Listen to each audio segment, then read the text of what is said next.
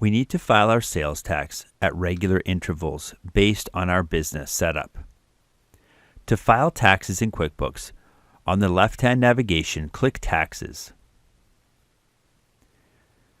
We see that we owe our Canada Revenue Agency sales tax for April 1st to June 30th of this year.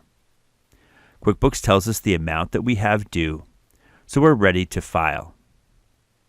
From here, first step is to scroll down, review the To File section, and then start by clicking Prepare Return. QuickBooks now gives us the details of the filing period, the start date and end date, and when we're going to file our taxes. Let's suppose that we file them on the 15th of the following month. We can review each of the line items to make sure that we're correct.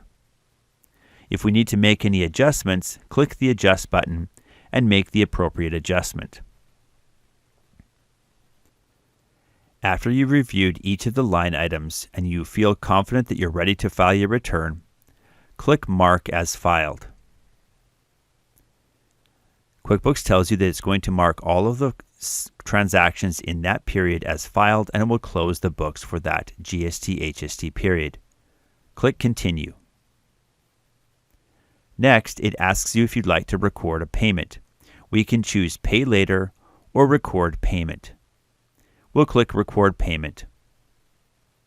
We'll select this filing right here, the top one for $515.69. Then we'll click our payment date,